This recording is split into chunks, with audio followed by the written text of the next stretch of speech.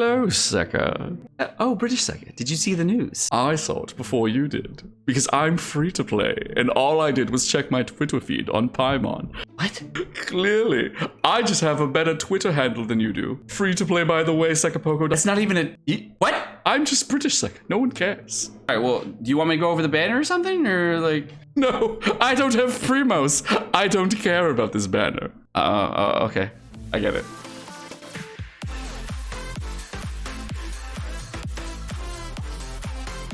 Alrighty, so let's go into the new events for part 2 of the events that's going to be happening for the next few weeks. So first off, for the 1.3, of course, I have Hu Tao coming out. She's going to be really, really exciting. I am excited about Hu Tao in general. She looks really fun. And this is going to be the All That Glitters part 2 with new phase 2 event content, which is very exciting. Okay, the Wish banner is going to be, as you can see, for 2 weeks. It's going to be starting on the 2nd of March, going all the way to the 16th. And it's going to have these 4 stars that'll be upgraded on it, which is kind of interesting. Going into the Papilio Caronatus, the story quest start. It's going to be the story quest, I'm guessing, my guess is for Hu Tao because she's on the banner. And it's going to be permanently available starting on the 2nd of March. So that's really cool. We're going to have adventure rank 40 or above. So it's going to be the story quest, I guess, for Hu Tao. So that's cool. And it looks like the Vishaps and where to find them is going to be in the expedition event. So this was actually previewed early on in 1.3, and they were showing off different expeditions and that we were able to do, and it actually had a different kind of mini game setup that was based on this kind of setup. We're gonna get Primo Gems, Mystic, Wits, as well as more during this event. So during the event, Catherine, the Adventurers Guild, was gonna post daily investigative expeditions for Vishaps and where to find them. Once you complete it, you can earn Primo Gems and other rewards. The gameplay is gonna be from the 5th, starting at 4 p.m. It looks like Pacific Standard Time, all the way, or whatever the Pacific time is, all the way to the 12th. So it's gonna be a full week after that event, and then you have another 3 days after that point in order to claim the rewards. So not right as the last section for Hu Tao comes out, 3 days after that comes out. The eligibility is gonna be ranked 20 or above, so that's interesting there as well. And they've just reiterating that the Staff of Homa banner is gonna be on there, and it's gonna be all the way till the 16th. So we do have 3 weeks on this weapon banner. Okay. We already know more about this. And there's going to be test runs for Hu Tao, Xingqiu, and Chongyun coming out as well. And that's basically it. And alrighty, boys and girls, it is finally time to know the exact details of the Hu Tao banner. And I'm a little salty, but also not salty. But salty, but not salty. So, we finally know the details of the Hu Tao banner, and it is different than originally thought of. It is going to be Xiangling, Xingqiu, and Chongyun on the banner. So that's cool. I'm excited about that specifically because that's really good for my Asia account. And if I don't end up getting something good early on, then I can actually go in. I'm kind of upset though, because I ended up picking Xiangling as my free 4-star for a constellation for Xiangling. But I mean, it is what it is. And if I end up getting too many copies of Xiangling in this banner, then it's just how the cookie crumbles. Nothing I can do about it. But I'm excited about banner, and we're going to go over details of each of the characters and talk about them and different strategies you can build them, as well as constellations, and if you should be summoning on this banner or not. Let's jump into it. All right, the first character we're going to go over today is going to be Xingqiu, and we're going to talk about him a little bit and give you some insight into ways that I play this character specifically, as well as other ways that you can play. So for my Xingqiu, I have 2 different builds for Xingqiu that I have used in the past, and typically what I do for a character like Xingqiu is I go with an artifact set that's going to be either a 4-piece Noblesse set, depending on what I want, going with a 2-piece Hydra set, a 2-piece Noblesse set, a 4-piece Instructor set at different times, that if you're really early on in the game, that does exceptionally well. And then finally, the last build I do with him, which is on my Asia server account, is going to be a 2-piece Gladiator along with a 2-piece Hydra set. Now, all 4 of these builds are very, very strong, but you really want to build for the one that's going to have the best stat ratios for you, because for Xingqiu, you definitely want a very large amount of attack percentage, not attack, but crit chance and crit damage, as well as energy recharge rate.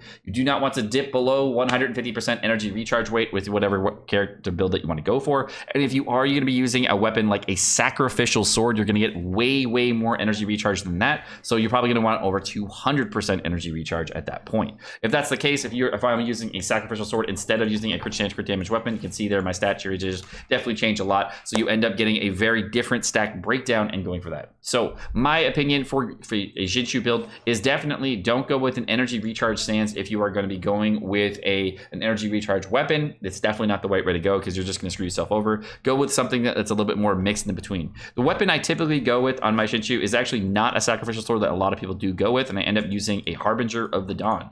The reason I go with the Harbinger of the Dawn because Xingqiu is a really good off-field damage character that gets the 28% crit rate that you get from that weapon, as well as the 47% crit damage, which helps you out a lot with his overall kit. It's also a very, very big budget weapon that you can use for a character that you really do not need to invest into heavily.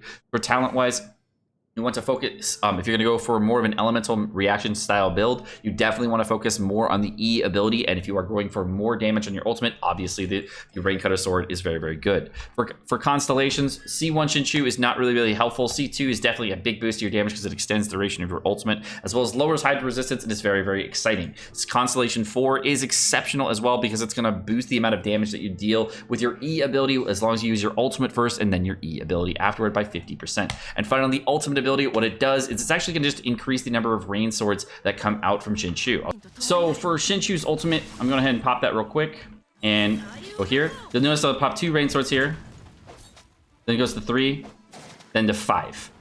So it's just going to alternate between 2, then 3, and then 5. So that's what Constellation 6 does. Is it really just helps you get the 5 rain sword set and gives you a bigger hit. Now, unfortunately, whenever you're using these rain swords, I'm going to demonstrate here. You can actually only get the vaporized proc on one of them. So don't try to get vaporized procs on all of them. It's only going to work on one of those swords. So elemental mastery builds are not really going to help you there with this character. Next up, we got Xiangling. Now, Xiangling has 3 different builds that I have tried for her specifically, and the first build that I like the most right now is going to be the Noblesse as build that builds with the Crimson Witch. Now, you can go with a 4-piece Crimson Witch build, and that typically is a very, very strong build in general for a 4-piece Crimson Witch because you have better elemental reactions that way. Unfortunately, I don't have a lot of crit chance in this build because I got lazy with my build. And big PP numbers matter more, right? But with Xiangling, you can go with a bunch of different weapons for her. I find the Staff of Hoenn would work fine, Deathmatch would work fine, Blackcliff weapon would work fine. There's a bunch of weapons that work for her, and they typically all work well. The only one I don't recommend is going to be the Prototype Starglitter. Dragon's Bane is also a really good option, but she already has a lot of innate EM, so it really depends on what refines you got in your 4 stars, what you plan on using her for, etc. But there's tons of good support or sub DPS weapons for her. For a primary DPS, of course, you want to use the Crescent Pike, which they're going to be your best in slot weapon. And with that build, you want to go with a 2-piece Gladiators with a 2-piece physical set, which is going to be the Bloodstained set. My personal opinion, though, for Xiangling, you start seeing some power ramp at around C4. That's really when you start seeing Xiangling start to pop off really, really well, because that's when you get to increase the Pyronade duration by 40%, which is going to be a 14-second duration on your Pyronade, which is very, very long. Well, we're reducing, or C1 is kind of nice, so C2 is absolutely dog shit for every single player in the game. C2 is garbage. C3 is decent, C4 is really good, C6 is interesting, but I've never found it on any of my accounts to be exceptionally necessary. So for Xiangling, the reason I go with a Pyro build is because that allows me to go with a kind of fun strategies where I can actually just go in and use a bunch of different abilities like this in quick sequence, and then switch over and just watch all the damage kind of just fly out with vaporizes from Xingqiu, as well as damage from the Xiangling. The thing is, the great thing about this is that you do great damage even when the enemies have super high energy fire resistance, like in this fight here, because you can create lots of reactions. And it's a super low pyro resist, obviously that can change very heavily, and your damage can go through the freaking roof. So I definitely recommend, if you have lots and lots of pyro damages and you want to do vapes, this is what you can do to do big damage. So as far as Xiangling goes, she's an amazing support option, definitely worth building if you're considering doing it as a free-to-play player. She definitely ramps up pretty heavily, and summoning on this banner for Constellations for her definitely very much improves her damage heavily. Go ahead. All right, next up we got Chongyun, who is probably the most annoying character that I've ever used in Genshin Impact. Not gonna lie, I don't like Chongyun, honestly. I play him though a lot. So I've talked about this since the start of the game, but basically Chongyun is one of those characters that I find to have like a really big problem in his overall kit. And the big problem that he has is the way that he uses his auto attacks and animations can actually just run past enemies really easily. But he does mad lad damage, so he's really fun. And you don't even need a lot of talents to do mad lad damage either, or like a wolf gravestone like I have here. You can just abuse it by using the 75% cryo damage boost that you have on floor 11. So if you have problems with floor 11, Chongyun is demands. He does work on floor 11. I only have level 6 talents right now. It's actually pretty bitchin'. So he actually does pretty good work here. So for overall weapon for him, what I recommend for you guys to use is going to be the Prototype Archaic for free-to-play players, because that's going to be the weapon you're really going to have access to. And if you don't want to use that weapon, using a Blackcliff Claymore is probably your best bet, or using the Serpent Spine from the Battle Pass if you do end up buying it. The Wolf Gravestone is really, really good as well if you end up wanting to use it for him and you ended up pulling 50 of them like your Tectone, and you have like an additional like 2 R5 ones just lying on the side that you're just, your wallet is so big that you had a couple of them. So, if that's really what you wanted, there you go. It's all good. But if you're not, what are you going to do? For the artifacts for him, you can go with 3 different builds. The first build that you can go with, which is pretty easy, is going to be the 4-piece cryo set. The 4-piece cryo set, of course, gives you the 20% crit chance that you're going to get pretty much innately after your first auto attack, and 15% cryo damage, the reason I run it is because of the extra 20% that you get. If you freeze an enemy, you get another 20% on top of that, which I really don't care about, but that 20% flat crit rate is really good because it allows me to just be really lazy with artifact rolls and actually just go straight up for like crit damage, and I don't have to worry too much about artifact rolls, which is really nice. The cryo set is probably the most budget set that you can make because you don't even need crit chance when you're with the cryo set, because if you end up using 2 cryo characters, you get 20% from that specifically, just innately, and then you get another 15 from like using a cryo resonance team, so you get like 50% crit chance without even trying. And then if you get like a frozen target, then it's like 70% crit chance, so it ramps up pretty quickly.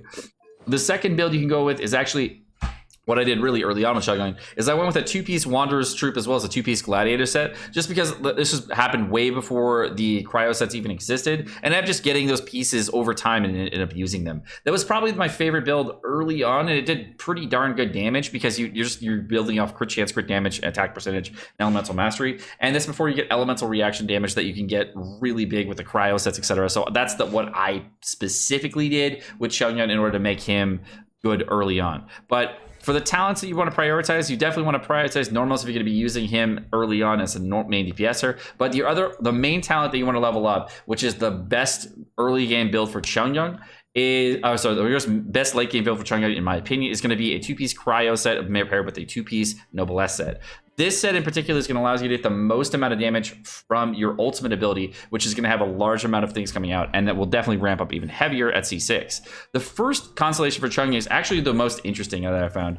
So I didn't actually know this until much later into the game, but when you use your last auto attack on Chongyun, you get 3 Ice Blades that come out on your constellation one, which allows you to do like this kind of sweeping effect, and each one of those not require you to have your E ability out beforehand, which allows you to get cryo damage whenever you want to. It's actually a very, very helpful constellation, especially in content where you need elemental damage in order to break shields, etc. Constellation 2 is massively overhyped because it actually gives you decreased cooldown time on your actual kit whenever you have allies inside the Frostfield zone.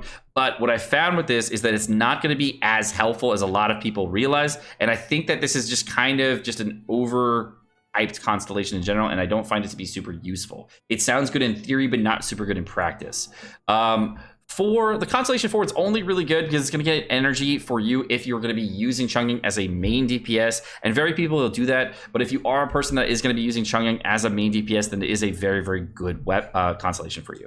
And finally, the ultimate ability is probably the most, the Constellation 6 is the most important constellation for Chongyun because this is going to be the big damage that you can really get if you're building for a 2-piece cryo set and 2-piece Noblesse, or going for a different rotation with your Chongyun. It really depends on how you're going to play him, and I personally find a support Chongyun to be a much more viable option in a team composition than using a normal attacking Chongyun, because I really just don't like the way his auto attacks roll out. I mean, I hate missing with my E. That thing's annoying to miss.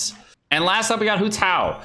Now, the big thing about this character, while Chongyun is moaning in the background, is that she is going to be a pyro DPS that's going to be HP based, and I really think that you should only be pulling for Hu Tao if you are specifically in need of a main DPS pyro character and you got pole arms and stuff that you've started to work on and you've been working towards something like that. Looking for a sub DPS, I think you'd be better off suited for other characters, but the 4 stars in this banner are really good for both Xingqiu and Chongyun to actually just get if you don't have either of them. If you're looking for constellation of them, Xingqiu and constellations are extremely strong for sub DPS or for supports, as well as Xiangling, so they can both provide a lot of value to your team compositions for just the 4 stars on the banner. So definitely constellation of these characters are really helpful. I don't know if you're going to be needing to summon for them specifically for the banner, and that would be the only reason to summon.